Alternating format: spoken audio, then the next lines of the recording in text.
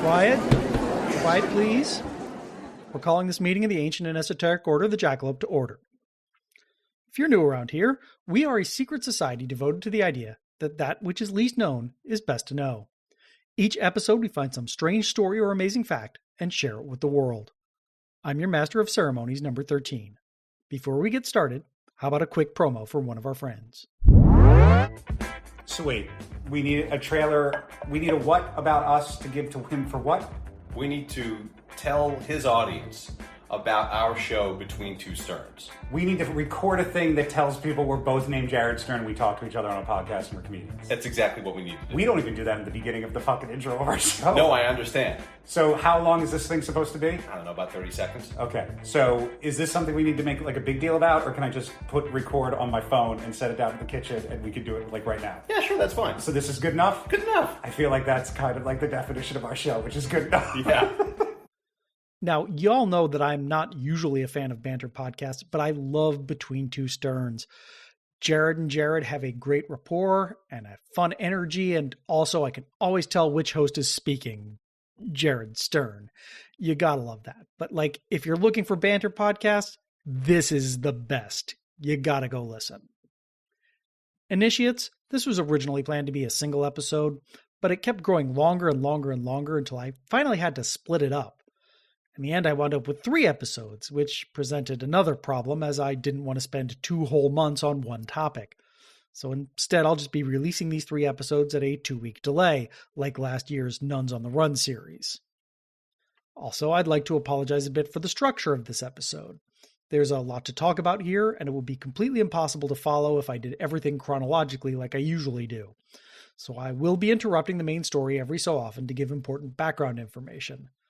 Believe me, I've been messing with this outline for a while, and as clunky as this is, it's still the best way. And finally, apologies because these episodes are going to bring out the salty version of me. I try to be nice to most of my subjects, but Confederates are definitely an exception. There has never been a bigger bunch of self-satisfied, self-deluded, self-justified buttholes in all of history. Look, I expect a bit of main character syndrome in an autobiography, but Confederate memoirs are filled with so much swagger, braggadocio, and posturing that it's hard to take them seriously. These slave-driving racists do not deserve our sympathy or understanding, and I'm not going to give it to them. Sorry. With that out of the way, let's get started. Episode 102. Rapscallions, Part 1. Patience is Sour. Presented by number 13. In the final year of the American Civil War, the Confederacy turned to terrorism, sabotage, and subterfuge. This isn't to say there wasn't espionage going on before then. Wherever there's a war, there will be spies at work. For the first 3 years of the war, though, the Confederates were happy to restrict their operations to military targets. In the last 16 months, they turned those operations loose on civilian targets as well. Why did it take the Confederates so long to adopt this strategy? In various lost cause apologia, it is often suggested that this change was intended to force a diplomatic end to the war by demoralizing the civilian population. It is also suggested the Confederates had previously avoided this strategy because it was seen as ungentlemanly or dishonorable. Alas, they were ultimately forced to stoop to the Union's level, especially after its embrace of total war. You have to take these excuses with a grain of salt because Confederates and lost cause historians are masters of self-justification. The Confederacy had always been willing to target innocent civilians, commercial activity, and other non-military targets. Of course, when Southern gentlemen did it, it was all nice and proper, done politely, and only because those damned Yankees had forced their hand. Let's be blunt. The only reason the Confederates changed their strategy is because it became obvious they were losing, and there was no way to change that outcome through conventional warfare. In desperation, they turned to the cloak-and-dagger crowd as their last possible salvation. From February 1864 through April 1865, Confederate agents based out of Canada waged a campaign of terror across northern states far removed from the usual battle lines. Over the next 3 episodes, we'll be telling their stories. So let's get started. Thomas Henry Hines was a 23-year-old faculty member of Masonic University in LaGrange, Kentucky when the Secession crisis broke out. Though Kentucky ultimately chose to remain in the Union, large numbers of Kentuckians sympathized with the Confederacy, including Hines.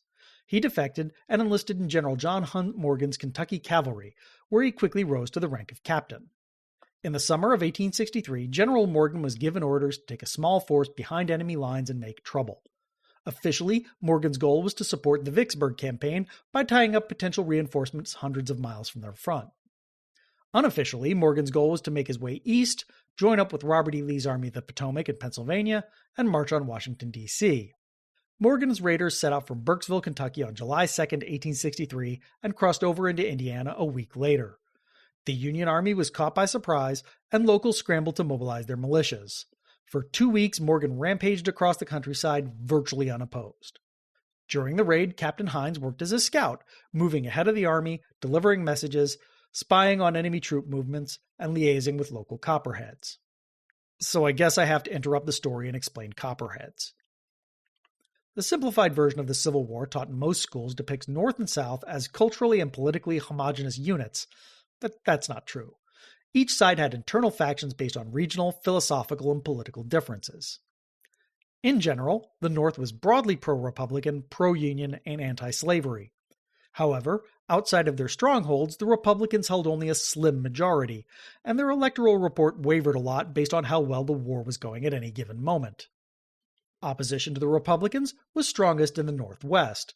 Not the Pacific Northwest, mind you, but the old Northwest Territory, the area north of the Ohio and east of the Mississippi. Specifically, we're talking about the states of Ohio, Indiana, Illinois, Wisconsin, and Minnesota. Fortunately for the Republicans, that opposition was not united, but a loose coalition of small interest groups with widely divergent goals. There were conservative reactionaries opposed to any sort of change, civil libertarians who actually bought into the states' rights justification for the war and who opposed federal overreach in other areas, pacifists and anti-war activists, outright Confederate sympathizers and pro-slavery racists, abolitionists who nevertheless feared radical Republicans would destroy the cultural dominance of whites, abolitionists who did not give a fig about preserving the Union, regionalists who distrusted Northeastern elites, and rural farmers with strong economic and social ties to the South. The unofficial spokesman for these groups as a whole was Ohio Congressman Clement Laird Vallandigham, the leader of the so-called Peace Democrats. Vallandigham was a powerful orator who could hold a crowd in the palm of his hand. In his speeches, he accused Republicans of being tyrannical monarchists enthralled to King Lincoln and railed against New England profiteers who he believed were prolonging the war for financial gain. Mind you, Vallandigham had no idea how to actually end the war. His only suggestion was childishly simplistic. Withdraw your armies, call back your soldiers, and you will have peace. As if the mere presence of soldiers was the only reason the war existed in the first place. These days, we call these factions Copperheads, an insult the Republicans used to imply that they were snakes in the grass. At the time, though, the term was more specific. You could be against the war without being a Copperhead, and many were. What made you a Copperhead was being a member of an explicitly anti-Republican secret society, of which there was really only one. So I guess I have to interrupt this interruption to explain the Secret Order of American Knights. Now, Americans have always loved secret societies. In olden times when power had yet to consolidate in government hands, they were often the fastest and easiest way to organize your neighbors and get things done. Secret societies combined all the business of politics with all the fun of frat parties and beer league softball. What's not to like? Before the mid-20th century, almost everyone in America was a son of liberty, a Freemason, an anti-Mason, a Tammany Hall man, a know-nothing, an elk, a moose, an oddfellow, a son of the desert, or something similar. So it should be no surprise that in the antebellum period, there were pro-slavery secret societies. The largest of these was the Knights of the Golden Circle, which worked to create a slaveholding empire, a golden circle centered on Havana with a 1,000-mile radius. They worked to make that dream a reality by supporting pro-slavery politicians, sponsoring the African slave trade even when it was illegal, and financing filibustering expeditions into Central America. The Knights had worked to arm and organize the Confederacy in the early days of the Secession crisis. Then it withered away, a victim of its own success. Like Alexander, it had no worlds left to conquer. Now, there had been northern chapters of the Knights of the Golden Circle, but they had never had very many members. The organization was too obnoxiously southern, racist, and pro-slavery to appeal to many people above the Mason-Dixon line. When war broke out, those few chapters were quickly exposed and destroyed by Republican crusaders like Governor Oliver Hazard Perry Throckmorton of Indiana, which is one hell of a name. A friendly secret society would be a useful ally that could advocate for Confederate interests in the North, so Confederate sympathizers made several attempts to recreate the Knights of the Golden Circle.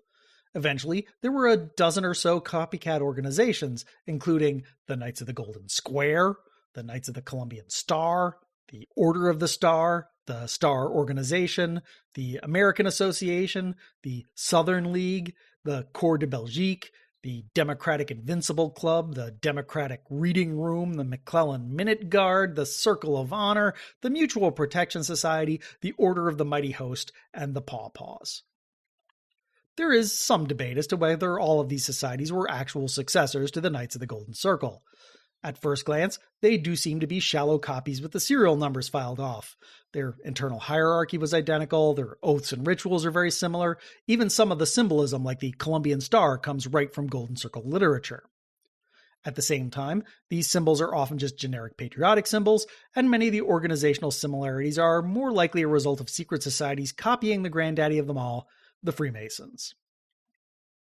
The most successful of these copycats was the Secret Order of American Knights, which had been founded in 1856 by Phineas C. Wright. Wright was a former member of the Corps de Belgique, the rabble-rousing editor of the New York Evening News, and an infamous Copperhead. In 1863, he somehow persuaded many of the other Golden Circle pretenders to join forces under his banner. The Consolidated Order of American Knights boasted that it had 500,000 members in almost every Union and Confederate state and several Central American countries to boot. More sober analyses seem to indicate it was less than half that size and geographically constrained to the Midwest. Its membership included many well-to-do businessmen and prominent Democratic politicians. It is not clear how many of them were actually anti-Republican or pro-Confederate. Back in those days, it was not uncommon for ambitious men to join every secret society they could as a way of getting ahead, and they tended not to ask questions about their long-term goals. Somehow, this massive consolidation was done in secret. When the average Joe went down to the meeting hall, the sign over the door still said, "The Order of the Mighty Host." The same people were still wearing the same old robes, and the oath and rituals they chanted were unchanged. The leaders, though, knew they were secretly the Order of American Knights. And they were just waiting for a moment when they could mobilize this massive Copperhead organization to make a difference during the war. Okay, that's enough context for now, so let's turn the clock back 6 minutes and talk about Morgan's raid in July 1863. During the raid, Captain Hines worked as a scout, moving ahead of the army, delivering messages, spying on enemy troop movements, and liaising with local Copperheads. He was aided in this endeavor by his silver tongue and extremely good looks, which had farmers' daughters up and down the Ohio Valley falling at his feet. There are a lot of farmers' daughters being seduced in Hines' memoirs, to the point where one suspects he's either compensating for something or trying to protect collaborators and traitors by blaming everything on nameless Jezebels. Hines soon discovered that the local Copperheads were not capable of, or inclined to, provide any sort of meaningful assistance, as there was no benefit to them to do so. The problem was that Morgan and his men were raiding, moving quickly and seemingly randomly, so they could not provide advance notice of their movements without tipping their hand to the Union armies chasing them. By the time local Copperhead leaders learned that Morgan's men were heading their way, they had no time to gather supplies for the raiders or call out the troops to support them. And since Morgan wasn't planning on sticking around, providing aid and comfort to the raiders risked exposing the Copperheads as traitors and subjecting them to reprisals when the Confederates moved on. Meanwhile, rank-and-file Copperheads had to deal with the reality that Confederate soldiers were looting and pillaging the countryside. They had been taught secret signs and signals that would keep their own property safe, but it turned out those signs and signals were hoaxes that did not work. If anything, they seemed to make matters worse. Morgan's raiders seemed to take special relish in targeting Copperheads, telling them they should be happy to give everything they had for the cause. Without local support, Morgan quickly stretched his supply lines past their breaking point. On July 19th, he decided to retreat back to Kentucky. He soon discovered that the Ohio River was flooded, every ford across it was now heavily defended, and that the Union Army was closing in from the west. For over a week, he stumbled east looking for an escape route, constantly under fire and losing troops the entire way, before surrendering at the outskirts of East Liverpool, Ohio, on July 26, 1863. Morgan, Hines, and the other captured officers were briefly sent to a prisoner of war camp on Johnson's Island near Sandusky, Ohio. They were hardly model prisoners. In fact, to protest the lack of provisions there, they trapped, killed, and cooked the commandant's dog, leaving behind the following bit of doggerel as a taunt. For want of bread, your dog is dead. For want of meat, your dog is eat. Shortly afterwards, the raiders were transferred to the Ohio State Penitentiary in Columbus, with the implication being that they were not prisoners of war, but common criminals. Hines planned a dramatic escape, partly inspired by the New English translation of Victor Hugo's Les Miserables, but mostly inspired by the lax security at the state pen. For 3 weeks, the prisoners dug a tunnel to freedom with only a broken pocket knife and some butter knives stolen from the canteen. Hines covered for them by sitting on a cot that hid their tunnel from view and reading Gibbon's Rise and Fall of the Roman Empire out loud to bore away any guards who drew near. They slipped out of the prison on November 27th, and this time they left behind a slightly more tasteful note. La patience est amère, mais son fruit est doux. Patience is sour, but its fruit is sweet. Morgan and Hines made their way south, hopping trains when they could, hoofing it when they couldn't, and hiding out with friendly Copperheads wherever they went. At one point, Hines even allowed himself to be captured to allow Morgan to escape, used his silver tongue to talk his way out of a lynching, then escaped again, and reunited with Morgan to finish the journey. Well, at least that's the romantic version of the story Hines put in his memoirs. The more likely version of events is that Morgan and Hines bribed their jailers, walked out the front door of the prison unmolested, and then beat feet for Kentucky. Thomas Henry Hines was now free and eager to get back into action.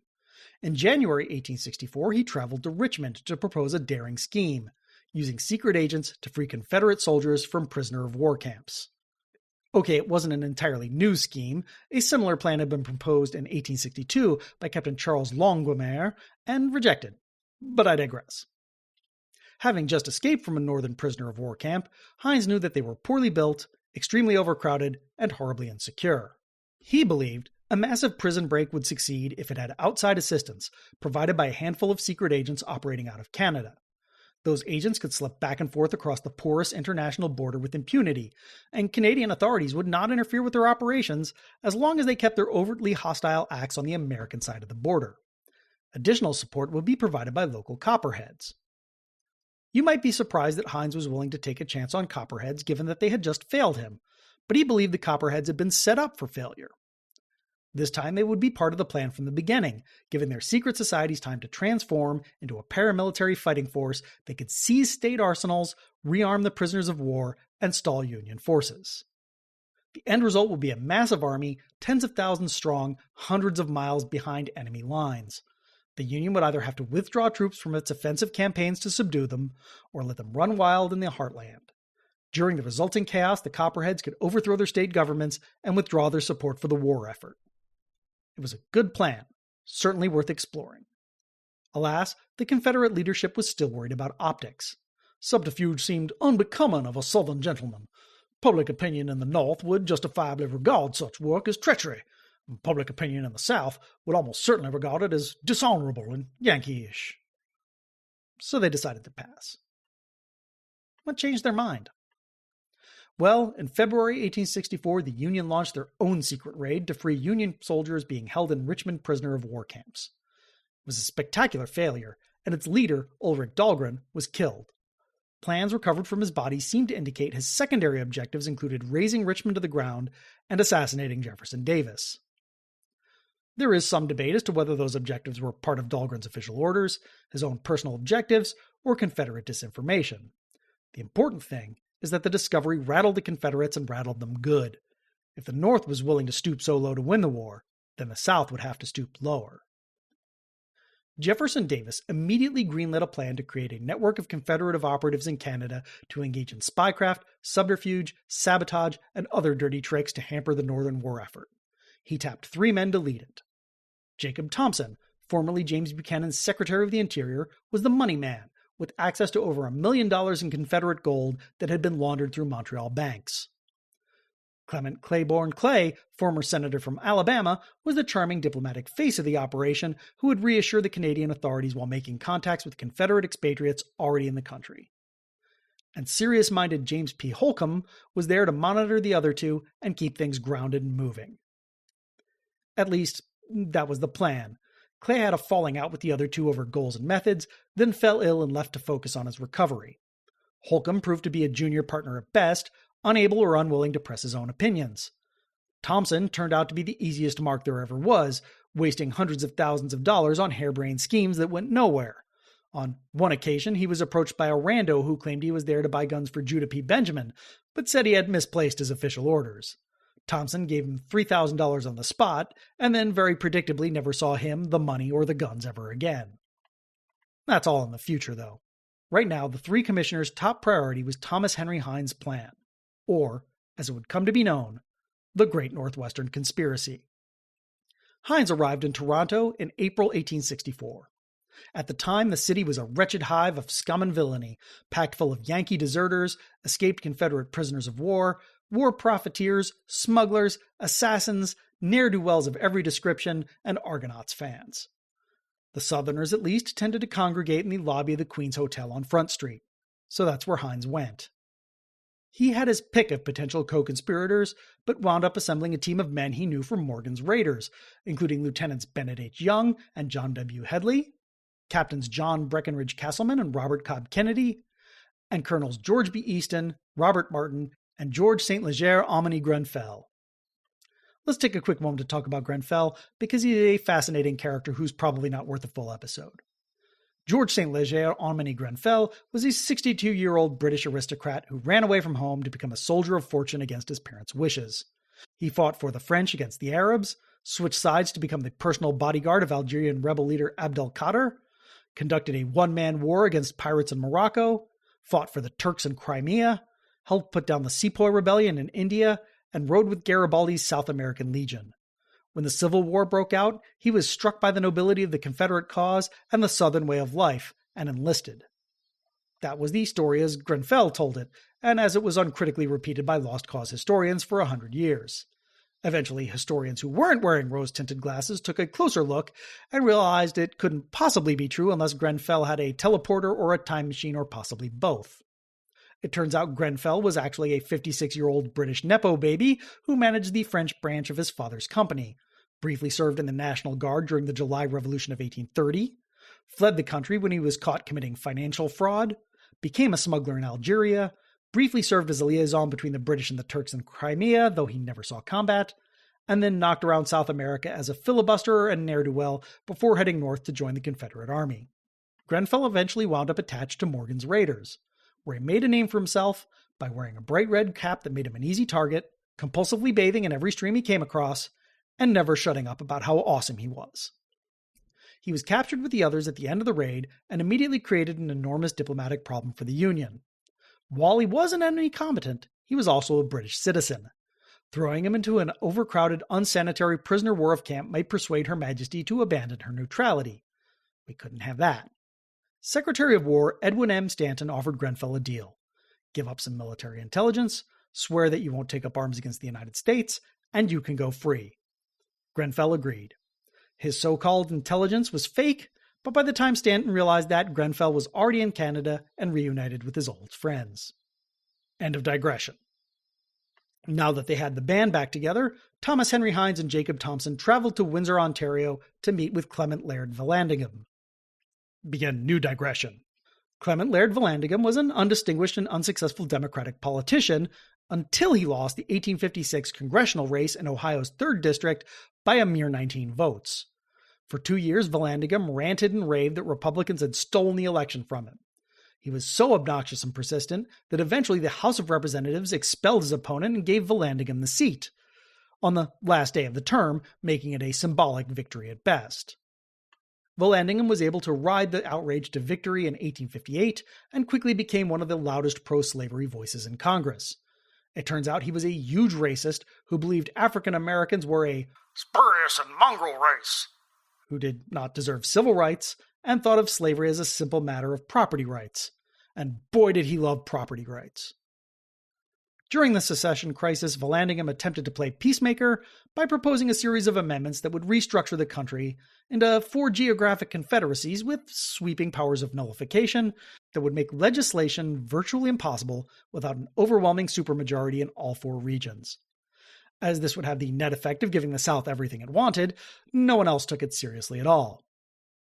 Eventually, Vallandigham became the unofficial leader of the Peace Democrats, making fiery speeches accusing New England elites of provoking the war for philosophical interests and prolonging it for personal gain. This particular brand of crazy did not play well in Ohio. Though anti-war Democrats did well in the 1862 midterm elections, Vallandigham lost his seat by a landslide. And then he ran afoul of General Ambrose Burnside. Burnside had recently been placed in charge of the Department of the Ohio, and in an attempt to shut down what he saw as dissent and sedition, issued General Order No. 38. The habit of declaring sympathies for the enemy will not be allowed in the department. Persons committing such offenses will at once be arrested with a view to being tried as spies or traitors, or sent beyond our lines into the lines of their friends. The order was obviously illegal and unconstitutional, and Vallandigham saw an opportunity. On May 1st, 1863, he gave a speech in Mount Vernon, Ohio, where he spit on a copy of the order, thundered that King Lincoln had plunged the country into cruel, bloody, and unnecessary war, and asked voters to hurl the tyrant from his throne. He was trying to provoke Burnside, and boy howdy did he. At 3 o'clock in the morning on May 5th, 60 soldiers turned up at Vallandigham's house to arrest him. As they knocked down the front door, Vallandigham barricaded himself into the bedroom and fired several shots out of the window into the darkness, chanting, "Asa, Asa, Asa!" No one knows why. He was eventually dragged out of the house, plunked in front of a military commission, tried, found guilty, and sentenced to imprisonment for the remainder of the war. Burnside had unintentionally proved Vallandigham's point that the government was trampling American civil liberties. Democrats used the incident to score political points, and Republicans were put on the defensive. President Lincoln tried to salvage the situation by commuting Vallandigham's sentence from imprisonment to exile. He was packed off to Shelbyville, Tennessee, walked over to enemy lines under a flag of truce, and unceremoniously abandoned there. The Confederates made Vallandigham the toast of the town for a week or two, but quickly realized he was more worried about his own personal brand than he was about their cause. Eventually, he made his way to Canada and established a base of operations in Windsor. From there, he could send messages to his supporters in Ohio and whip them into a frenzy. That frenzy eventually made him the Democratic candidate for governor of Ohio in the 1863 election, though he still had to run his campaign from exile. He lost by more than 100,000 votes. Support for the Peace Democrats was largely contingent on the war, and unfortunately for Vallandigham, it looked like the Union was winning. It did not help that a certain Confederate cavalry raid had gone right through southern Ohio either. It turns out when there are boots on the ground and crops being burned, voters are more concerned about practical matters than lofty principles. From that description, it might seem like Vallandigham was a spent force. So why would Hines and Thompson bother to visit him? Well, it turns out he now had the backing of an entire secret society. Let's get back to the Order of American Knights. Many of its leaders were prominent Democratic politicians, and with the presidential election looming, they wanted to transform the order from an anti-Republican one to a pro-Democratic one.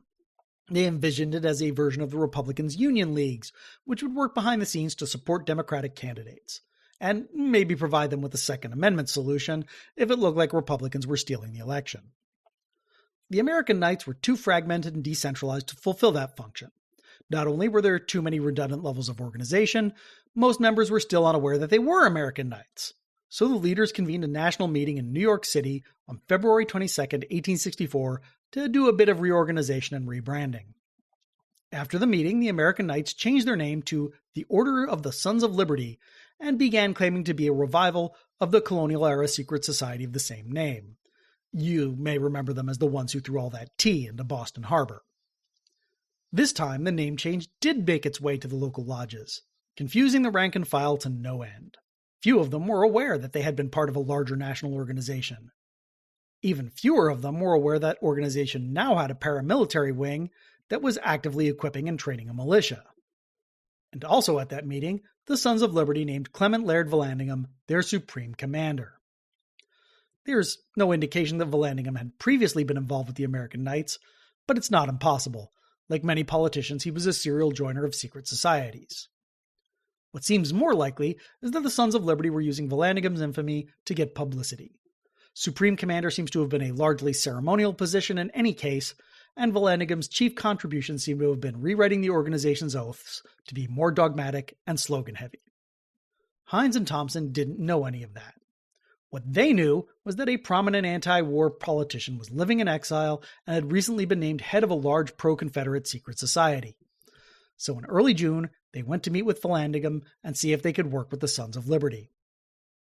As usual, Vallandigham talked a big game. He crowed about his modest accomplishments, he exaggerated his political strength, and he boasted that he had 300,000 Sons of Liberty under his command, all of them ready to take up arms and defend their civil rights. More than that, remember that amendment Vallandigham had proposed, which would have split the country into 4 regional confederacies? He had a new iteration of that plan. The Sons of Liberty would seize control of the Northwestern states and create their own Northwest Confederacy, responsive to their own interests. Maybe that meant independence, maybe that meant joining the South, or maybe that meant joining forces to crush the Northeast and reunite the United States. Thompson was dazzled by Vallandigham's patter. What an idea! An alliance between the South and Northwest would easily be able to crush the Northeast. Even if there was no alliance, the loss of the Northwest would cripple the Union. Even a failed revolution would spread division, doubt, and doom. Hines was a little more skeptical. He thought that maybe Vallandigham's mouth was writing checks that his wallet couldn't cash, but he kept those thoughts to himself. Vallandigham would have been an ideal ally, save for one thing. He was willing to work with the Confederates, but not for them. He would not take their money, no matter how much they offered. Then, on June 15th, Vallandigham made a surprise appearance at a Democratic convention in Ohio. In one fell swoop, he thumbed his nose at Lincoln's exile, re-entered national politics, and cut himself off from the Sons of Liberty. The day-to-day operations of the society devolved to the state-level Grand Commanders and Councils of 13. Hines had met and worked with many of these men during Morgan's raid, men like James J. Barrett, the Sons of Liberty's Adjutant General, William A. Bowles and Harrison H. Dodd of Indiana, and Judge Joshua Fry Bullitt of Kentucky. And it turned out they had a lot fewer scruples about taking Confederate money than Vallandigham had. Hines had everything he needed to get started: money, agents, and allies. All he needed now was a plan, and the one he drew up was a doozy. It would start at Camp Douglas in Chicago. Its urban setting made it uniquely vulnerable, and security there was hardly tight. In fact, at one point, prisoners were able to wander out of camp and down the street to have lunch downtown. The Sons of Liberty would attack the camp from the outside, while the prisoners rioted inside. In the chaos, Hines and his hand-picked agents would seize control. Simultaneously, Captain Castleman would strike at Rock Island on the other side of the state. The 2 prison breaks would free some 20,000 Confederate soldiers who would be armed and equipped by the Sons of Liberty. They would rampage across the countryside, making their way south to join forces with raiders moving north. Meanwhile, the Sons of Liberty would seize federal arsenals, overthrow their state governments, declare independence, and free even more Confederate prisoners. Hines scheduled the operation for July 1st, but after some pushback rescheduled it for July 4th. In the end, he reluctantly conceded that everyone could have used a few more days to prepare, and starting a revolution on Independence Day had a certain poetic irony to it. That was still only a few weeks away, though, and there was so much to be done. There were militias to train, timetables to synchronize, palms to be greased, prisons to be cased. Thompson opened up his wallet, and Hines spent freely. Records show he spent $2,000 for railroad tickets, and another $2,000 to bribe railroad employees, $3,000 to rent horses for freed prisoners who were cavalry officers, $2,000 to lodge conspirators in hotels before the attack, $3,000 for couriers to coordinate everything, and $2,000 to raise the Irish, which seems to be code for buying cases of Monongahela rye and Old Rifle whiskey. That doesn't include the small fortune they spent on arms and armaments for the Sons of Liberty. Rifles and pistols were acquired in bulk from every merchant who had them for sale. They contacted Dr. Richard Jordan Gatling to see if they could acquire several of his eponymous guns. They bought hundreds of firebombs from R.C. Bocking, a chemist who claimed to have rediscovered the long-lost formula for Greek fire, which could not be extinguished by water. Sons of Liberty across the Northwest were organized into small units and began training. As for the Confederates, Hines reached out to his old friend Captain Adam Stovepipe Johnson and persuaded him to make a raid into Kentucky that would keep federal troops occupied. Everything seemed to be going smoothly. That should have been the first warning sign. The commandant of Camp Douglas, Colonel Benjamin Sweet, began hearing rumors that there would be a massive prison break. At the same time, he noticed his prisoners were sending more outgoing correspondence than ever, but leaving a lot of the pages blank. He realized they were writing with invisible ink made from lemon juice, grabbed a candle, and uncovered the entire plot. Sweet alerted the Department of War and asked for reinforcements, but there were none to be had. Instead, he canceled leaves and put the camp on high alert. When Independence Day came and went without a prison break, Sweet assumed his due diligence had saved the day. He could not have been more wrong. The Sons of Liberty had panicked as Independence Day approached. They went back to Hines and told him they needed more time to prepare. Many of their men had not been adequately trained for the task at hand. Worse than that, most of those men had not even been told what the task at hand was. Hines was not happy, but agreed to give the Sons of Liberty 2 weeks to get their act together. Then someone pointed out that if he made it 3 weeks, the Democratic National Convention would be coming to Chicago on July 20th. The influx of out-of-state delegates would help cover the movements of their own troops. Hines liked that. He liked that a lot. July 20th it was. And then the Democrats delayed their convention to August 29th. The conspirators met in Chicago on July 20th to discuss what to do. Hines was angry when he learned that his allies were still not ready, and that most of their men had still not been told what was going on. He was starting to wonder if the Sons of Liberty were all bark and no bite, but he was already in for a penny, so he might as well be in for a pound. He initially gave them another 3 weeks to prepare for an August 16th uprising, then pushed it back to August 20th when the Copperheads were still hesitant, before finally agreeing to stick with the original revised plan and strike during the Democratic National Convention. This time, the delay would prove fatal to their plans. It turns out the leaders of the Sons of Liberty had vastly overestimated how many of their men were ready to take up arms against the Republicans. Oh, sure, they had been perfectly willing to join an anti-war, pro-democrat secret society, but talk of actual armed revolution made them queasy. When the Grand Commander started handing out rifles and bombs and administering loyalty oaths, many of them went straight to the authorities to rat them out. One of these informants was Felix Stidger, the Secretary General of the Grand Council of Indiana, who had actually been informing on the organization for years. Thanks to Stidger and others like him, the Union quickly learned everything there was to know about the Great Northwestern Conspiracy. It sprang into action. Judge Joshua Fry Bullitt, the Grand Commander of Kentucky, had gone to Canada after the July 20th meeting to get funds for his operation from Jacob Thompson. On his way back to Kentucky, the judge was stopped by soldiers, who discovered he was carrying a sack filled to the brim with gold coins and a check for $5,000 drawn on known Confederate accounts in Montreal. Bullitt was arrested, but not before he helped his traveling companion escape so he could go warn other Sons of Liberty. Too bad that traveling companion was Felix Stidger. Kentucky was out. Around the same time, Grand Commander Harrison H. Dodd of Indiana realized he had to start letting the rank and file know what was expected of them. He went to Joseph J. Bingham, the chairman of the State Democratic Committee, and asked him to help coordinate the uprising. Bingham angrily refused, then went to gubernatorial candidate Joseph E. McDonald to see if he knew about this. McDonald did not, and the two men resolved to shut the plan down. First, they made Dodd convene a public meeting of the Sons of Liberty, where they ambushed the assembled leaders and made them swear an oath to not overthrow the government of the United States. Then, just in case those oaths proved to be worthless, they leaked word of the plot to local papers, which published breathless exposés of the Sons of Liberty and their activities. Governor Morton read those stories and sent the state police to raid Dodd's offices, where they discovered guns and ammunition hidden in crates labeled Sunday school books and gospel tracts. Indiana was out. On October 21st, Stovepipe Johnson was accidentally shot in the head by his own men, blinded, and captured by Union soldiers. There would be no cavalry raid. The Confederate Army was out too. Back at Camp Douglas, Colonel Sweet received a letter from an officer in Detroit who had been given inside information about the plot, and explicitly naming the men on the inside who were working with the conspirators. Sweet had them promptly thrown into solitary. Back in Canada, Hines found the informant and had him thrown over Niagara Falls. Illinois was not out, but it was forewarned. And it was hardly alone. At one point, while Hines was coordinating with Sons of Liberty in Indiana, he was alerted that federal agents were coming to arrest him and only escaped by the skin of his teeth. It should have been a big clue that the Union was watching him closely. And yet, astoundingly, Captain Thomas Henry Hines was not out.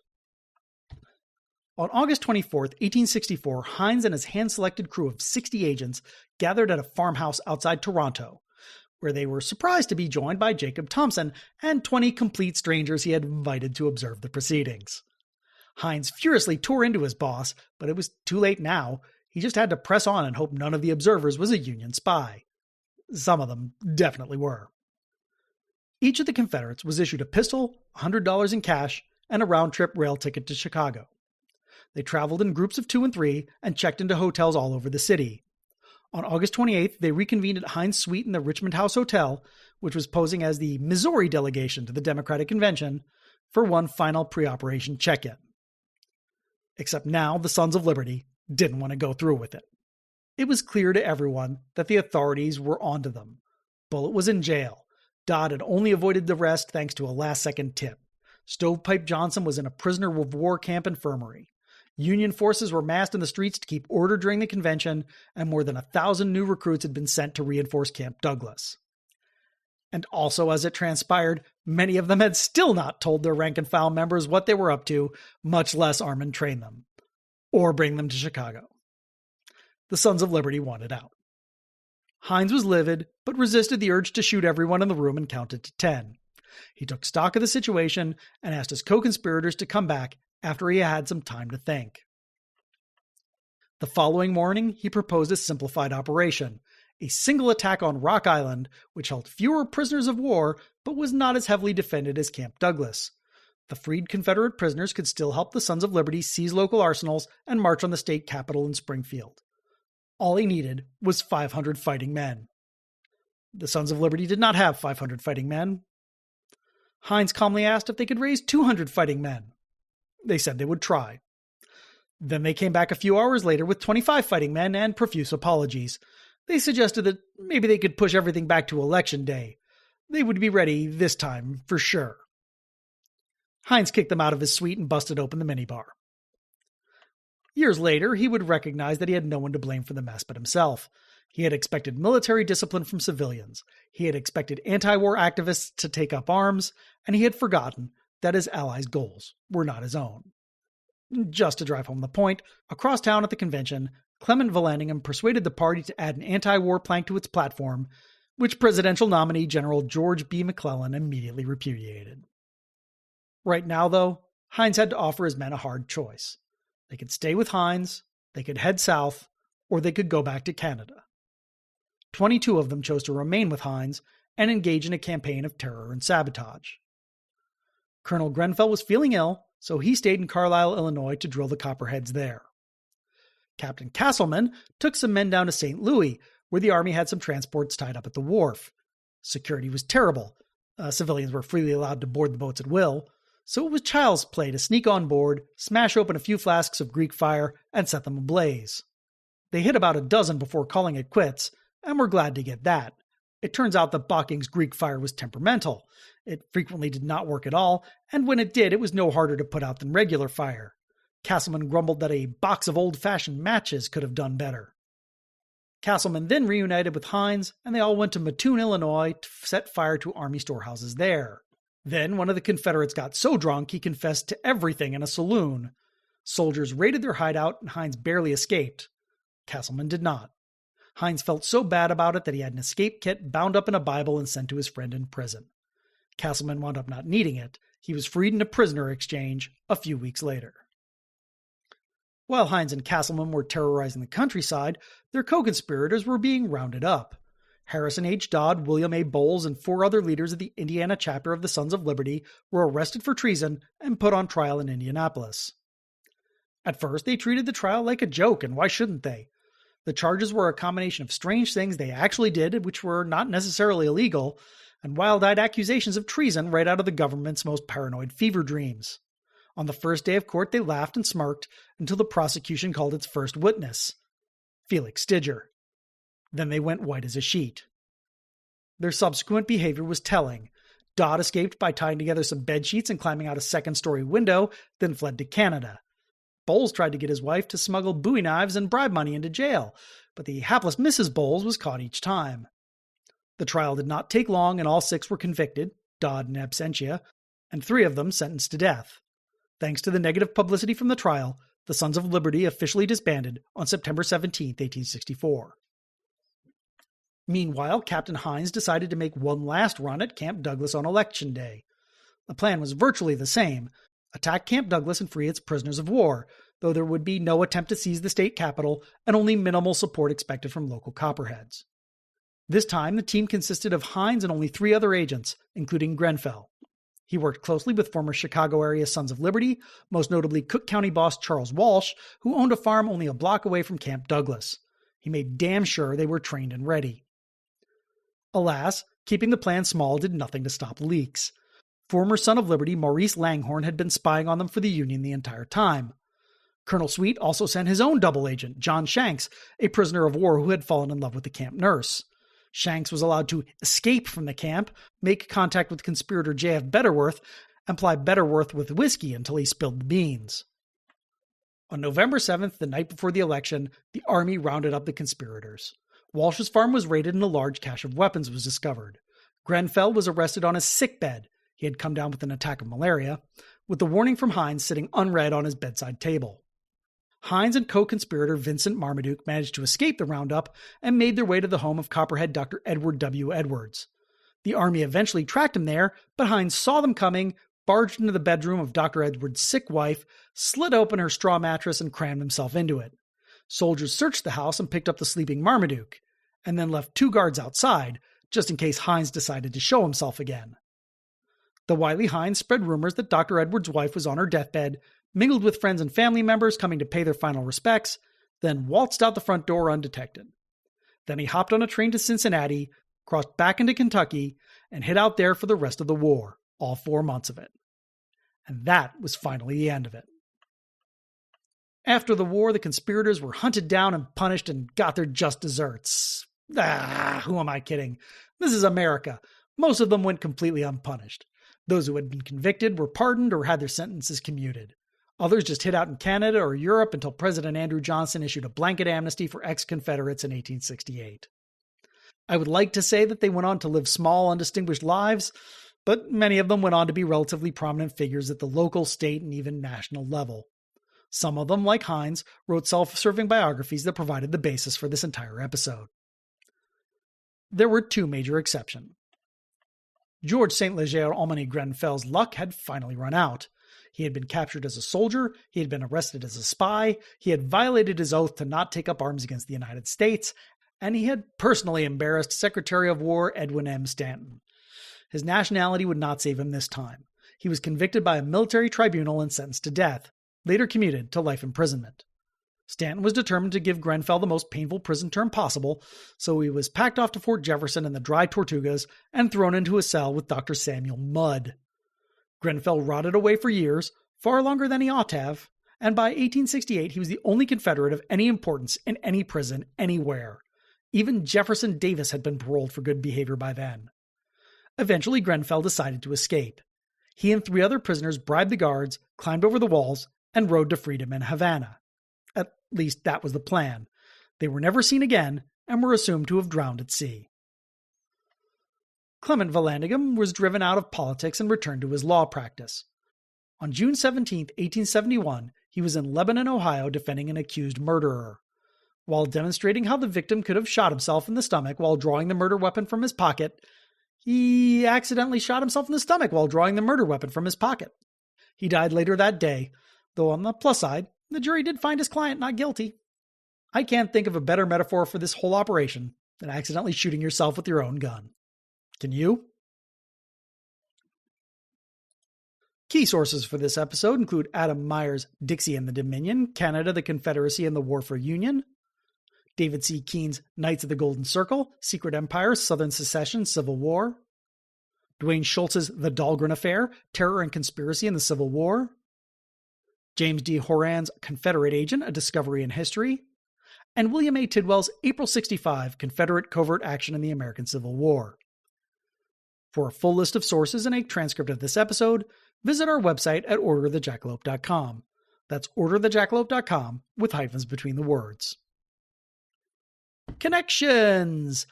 For another example of secret societies and politics mixing, look no further than the anti-Catholic and anti-immigrant Order of the Star-Spangled Banner, better known to history as the Know-Nothings, who took over the tiny American Party when the Whigs collapsed in the late 1840s and early 1850s. We talked about that in the episode Miss Bunkley's Book. If the idea of violent agitators streaming over the Canadian border sounds familiar, it should. It's just that last time all that traffic was heading in the other direction, when Canadian dissidents and American opportunists poured over the border during the Patriot War of 1838 to 1840, which we talked about in Dangerous Excitement. Colonel George St. Leger Ommany Grenfell is hardly the first person to completely exaggerate his military achievements. Two other standout examples of stolen valor are Confederate commerce raider George Canning, who couldn't decide whether his war wounds were from the Crimea or Shiloh, in Shenandoah as the Sea King, and artist James McNeill Whistler, who made himself sound like a South American revolutionary instead of a passive observer to the revolution, in Crepuscule and Blood and Guts. Also, you should really read more about Grenfell. His story is utterly bonkers. If you can get a hold of it, Stephen Z. Starr's Colonel Grenfell's Wars is definitely worth checking out. A lot more than Confederate informants have gone over Niagara Falls over the years. Men in barrels, women in barrels, Sam Patch the Jersey Jumper, a barge full of circus animals, the steamship Caroline from the episode Dangerous Excitement, and baseball player Ed Delahanty from the episode Triple Jumper. Correspondence. Well, this time I actually have something sort of major to announce. I will be one of the speakers at the 2025 Intelligent Speech Conference. If you've been listening to this podcast, I suspect you're already familiar with intelligent speech, but if you're not, it's more than an online podcasting conference. It's a veritable three-ring circus of content combining roundtable discussions with more traditional presentations and Q&A sessions.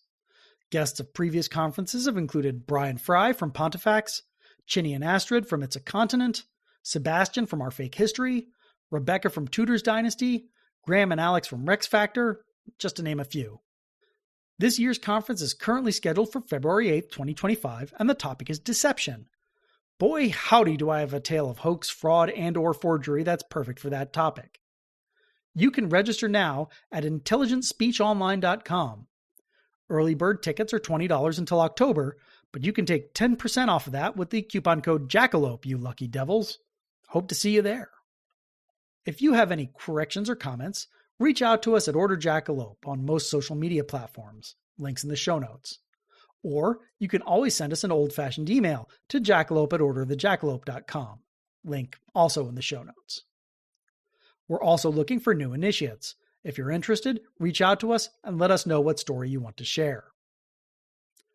And that's all I've got this week, initiates, so let's bring this meeting of the Ancient and Esoteric Order of the Jackalope to a close. We'll see you in 2 weeks for part 2 of Rapscallions. But until then, remember, that which is least known is best to know. Rapscallions Part 1, Patience is Sour, was produced by David White for the Ancient and Esoteric Order of the Jackalope and is released under a Creative Commons Attribution Non-Commercial Share-alike 4.0 International License. All rights reserved, all wrongs reversed.